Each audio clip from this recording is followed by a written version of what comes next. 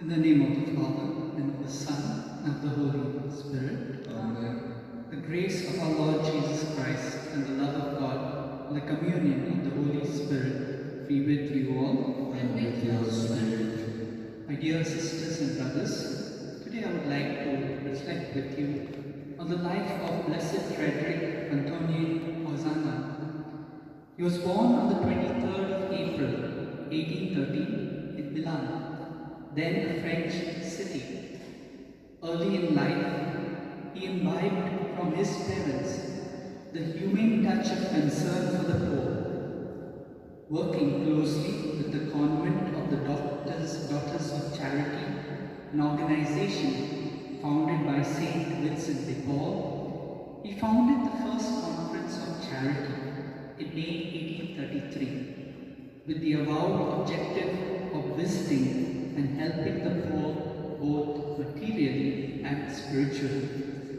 This new fledgling apostolate he placed under the patronage and protection of Saint Vincent de Paul and named it the Society of Saint Vincent de Paul. The grounding he received in the Catholic faith and the encouragement he had got at the hands of his parents to develop to the full his God-given talents, both spiritually and intellectually, stood him in good stead when he found himself having to defend the Church and the faith in any debate.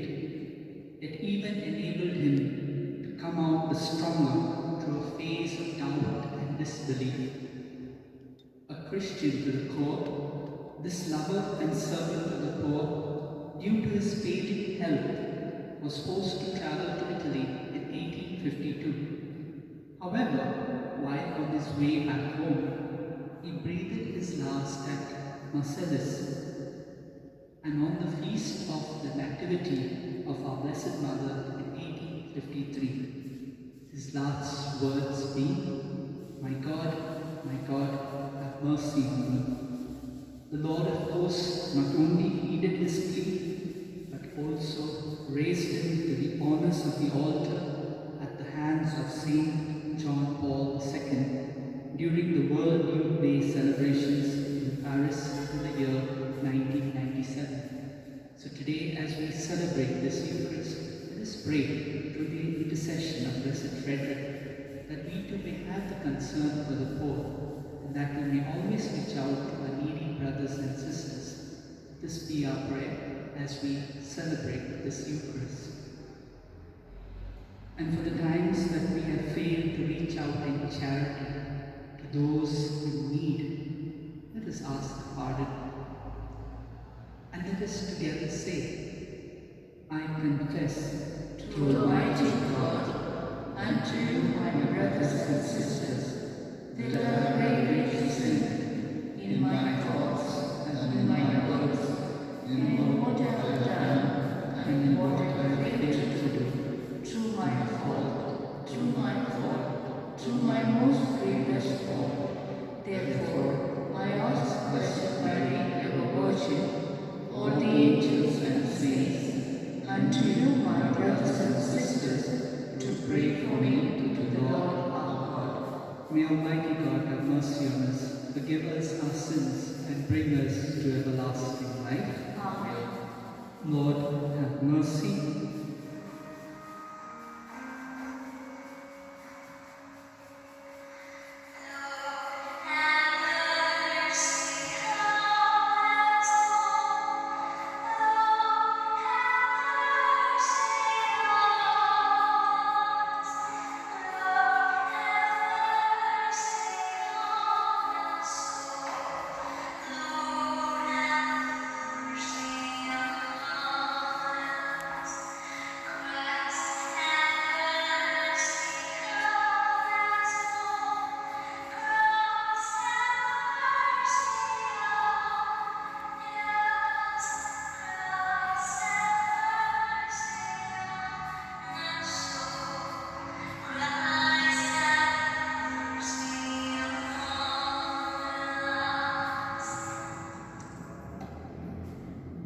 Let us pray.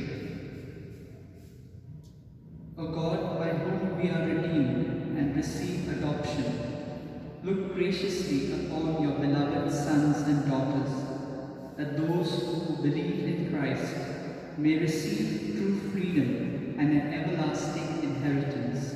Through our Lord Jesus Christ, your Son, who lives and reigns with you in the unity of the Holy Spirit, one God, forever and ever.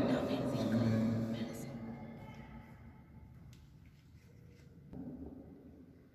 A reading from the first letter of St. Paul to the Corinthians. It is actually reported that there is immorality among you, and of a kind that is not found even among pagans. For a man is living with his father's wife, and you are arrogant. Ought you not rather to mourn? Let him who has done this be removed from among you.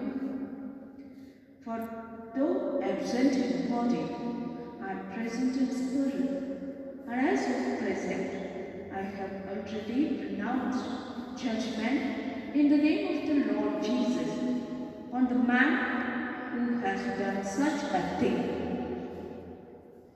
When you are assembled, and my spirit is present, with the power of our Lord Jesus, you are to deliver this man to Satan for the destruction of the flesh, that his spirit may be saved in the day of the Lord Jesus.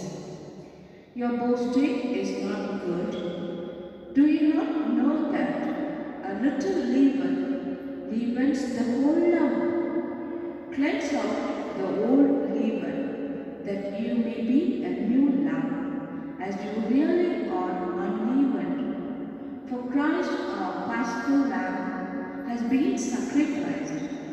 Let us therefore celebrate the festival not with the old leaven, the leaven of malice and evil, but with the unleavened bread of sincerity and truth. The word of the Lord. Thanks be to God.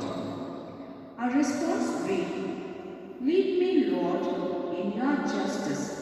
Our response, lead me, Lord, in your justice. You are no God who loves evil, no sinner is your guest.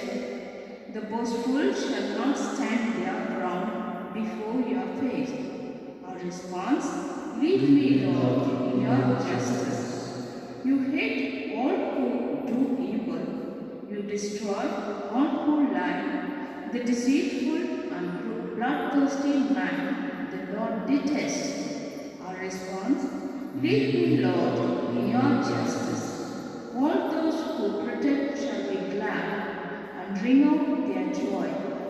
You shelter them, in you they rejoice, those who love your name. Our response, lead me, Lord, in your justice. Acclamation.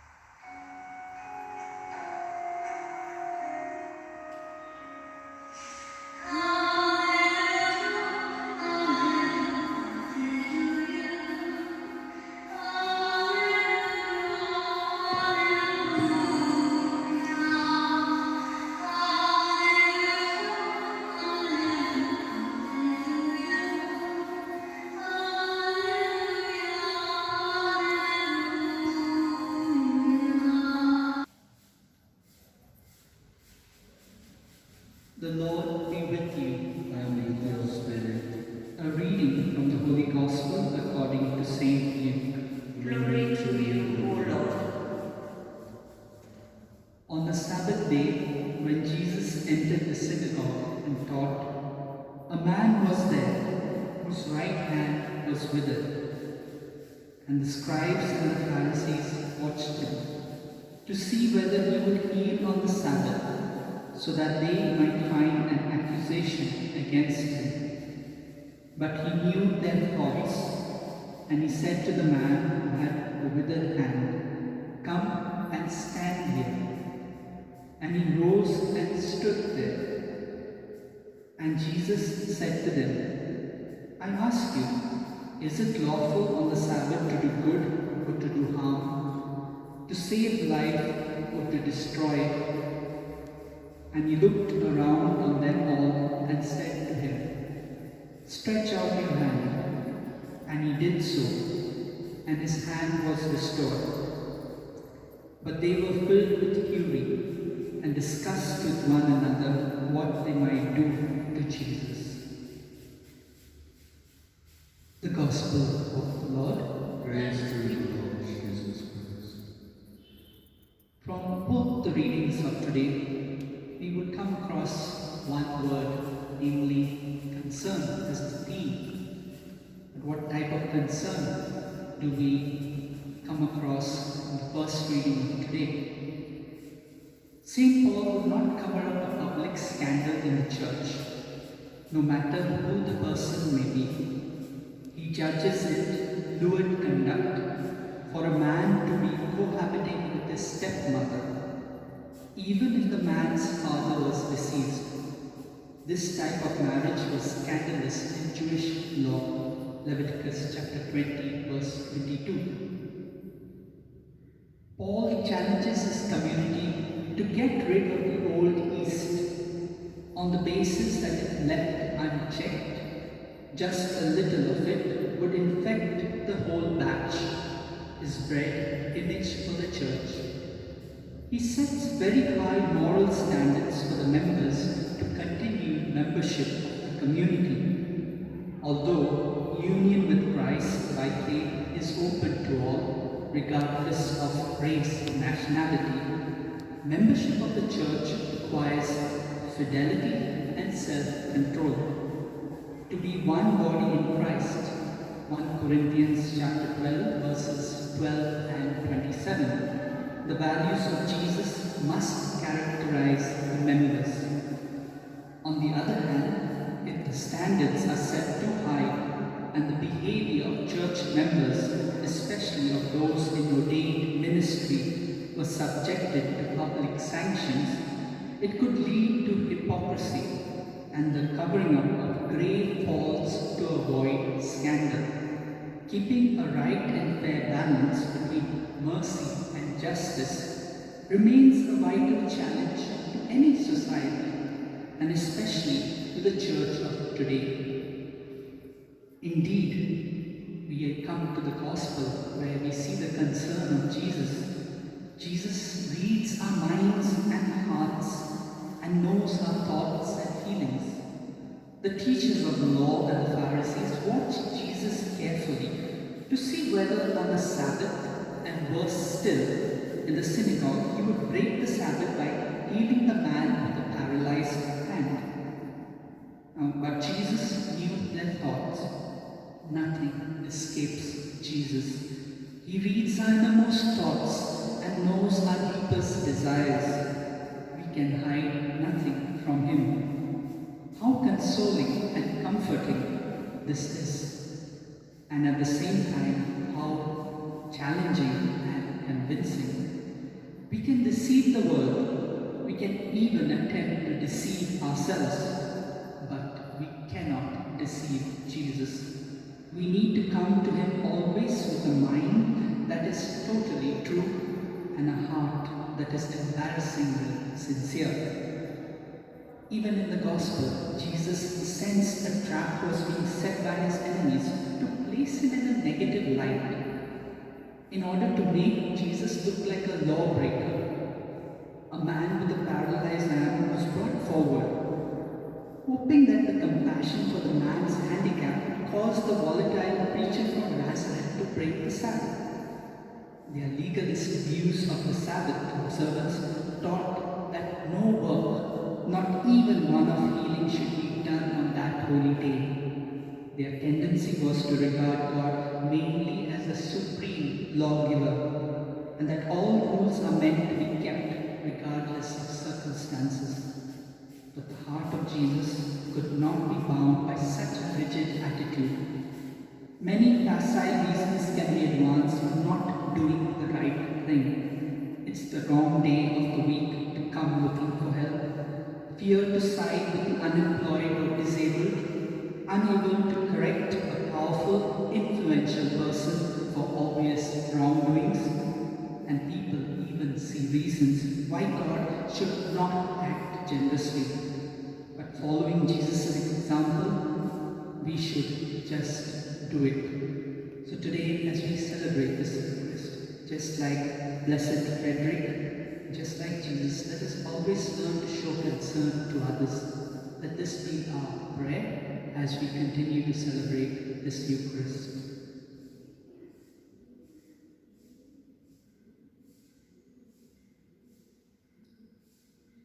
Almighty and merciful God, who show your love to all creation everywhere, hear graciously the prayers we make for all those affected by the coronavirus in various parts of the world. We come before you asking for a quick control of the outbreak, for a healing of those affected, for the victims and their families. We pray for the doctors doing research that an effective vaccine to combat the sickness is speedily found. We pray for the government and health authorities that they take appropriate steps for the good of the people. We make this prayer through Christ our Lord. Amen.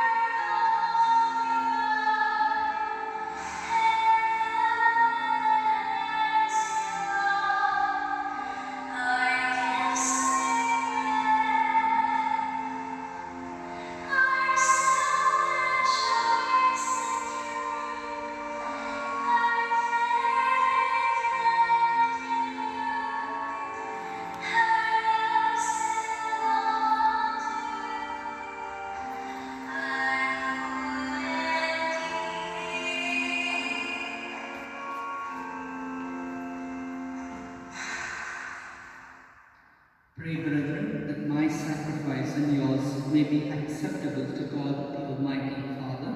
May the Lord accept this sacrifice at your hands, for the praise and glory of His name, for our good and the good of all His holy church.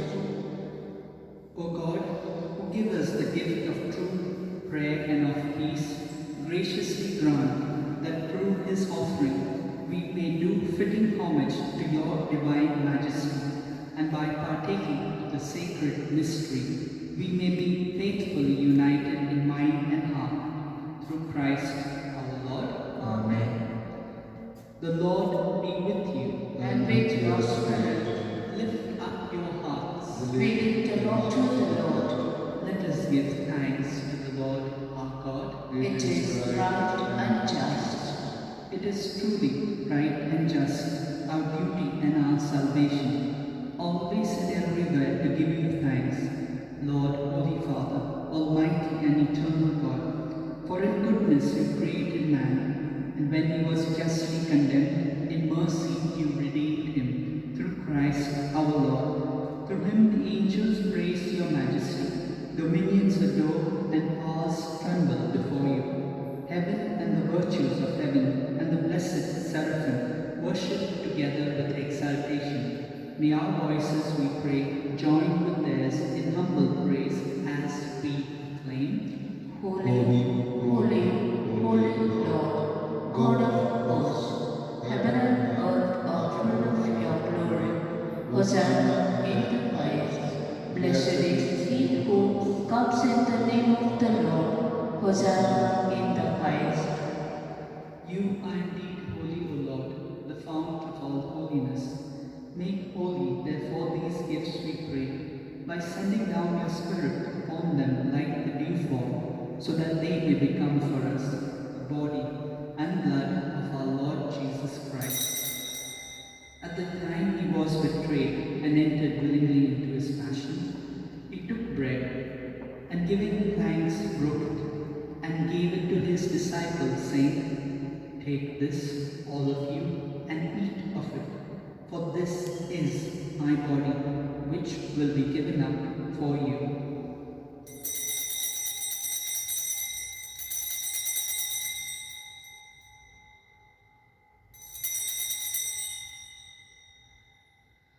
In a similar way, when supper was ended, he took the chalice, and once more giving thanks, he gave it to his disciples, saying, "Take this, all of you, and drink from it, for this is the chalice of my blood, the blood of the new and eternal covenant, which will be poured out for you and for many, for the forgiveness of sins. Do this in memory of me."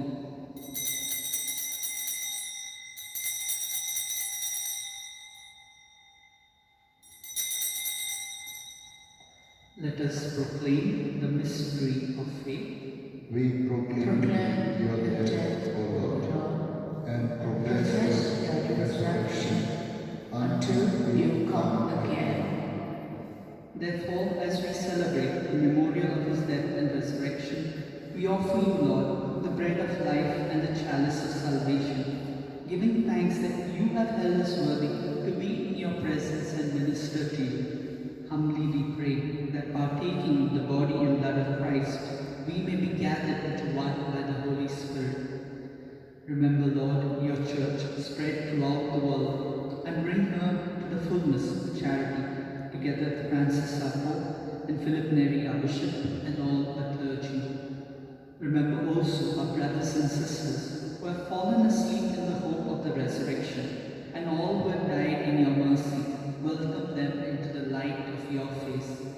Have mercy on us all, we pray, that with the Blessed Virgin Mary, Mother of God, with Saint Joseph, her spouse, with the blessed apostles, and all the saints who have pleased you throughout the ages, we may merit to be co-heirs to eternal life, and may praise and glorify you through your Son, Jesus Christ.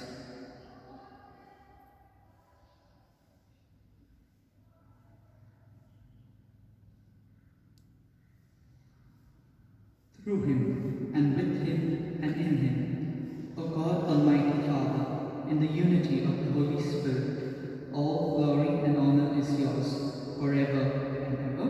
Amen. At the Saviour's command, informed by divine teaching, we dare to say, Our Father, who art in heaven, hallowed be thy name. Thy kingdom come. Thy will be done on earth as it is in heaven. Give us this day our daily bread, and forgive us our trespasses, as we forgive those who trespass against us.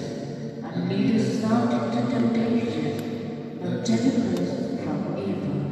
Deliver us, Lord, we pray, from every evil. Graciously grant peace in our days, that by the help of your mercy we may be always free from sin and safe from all distress, as we await the blessed hope and the coming of our Saviour, Jesus Christ. Christ. For the kingdom, and the power, and the glory. That by the help of your mercy, we may be always free from sin and safe from all distress, as we await the blessed hope and the coming of our Saviour, Jesus Christ. For the kingdom, the power, and the glory are yours, now and forever. Amen.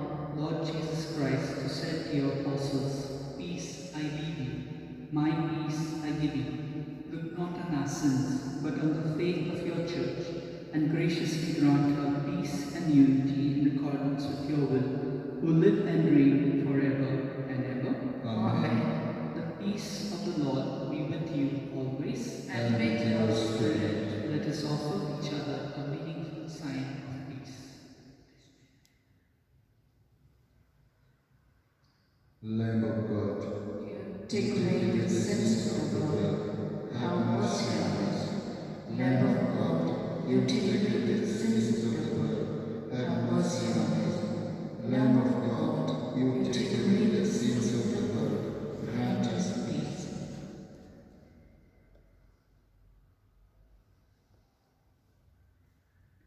Behold the Lamb of God, behold him who takes away the sins of the world. Blessed are those called to the supper of the Lamb. Lord, I am not worthy that you should enter under my roof, but only say a word, and my soul shall be healed. My Jesus, I believe that you are present in the most holy sacrament. I love you above all things, and I desire to receive you into my soul. Since I cannot at this moment receive you sacramentally, come at least spiritually into my heart. I embrace you as if you were already there, and unite myself wholly to you. Never permit me to be separated from you. Amen.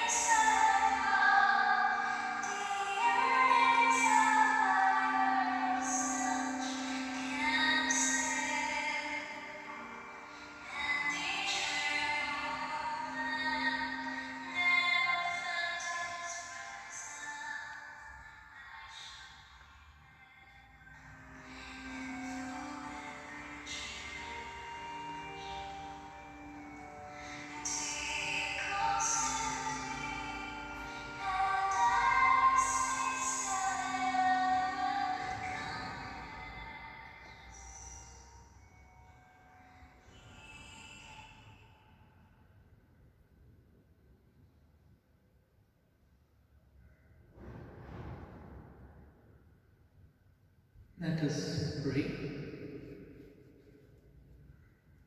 Grant that your faithful, O Lord, whom you nourish and endow with life, through the food of your word and heavenly sacrament, may so benefit from your beloved Son's great gifts that we may merit an eternal share in his life, who lives and reigns forever and ever. Amen. Prayer to Saint Francis Xavier.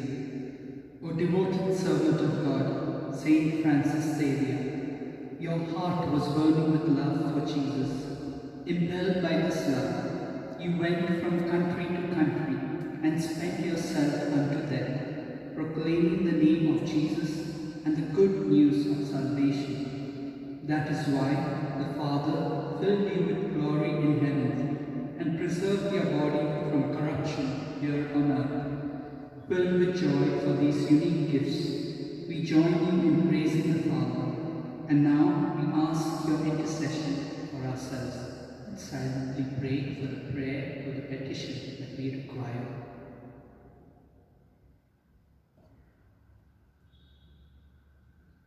We ask you to obtain for us the fulfillment of these desires if they are pleasing to the Father. and for everything together with you. We praise the Father through Jesus in the Spirit. Amen. The Lord be with you, And with your spirit. and may Almighty God bless you, the Father, the Son, and the Holy Spirit. Amen. The Mass is ended. Go in peace. Thanks be to God.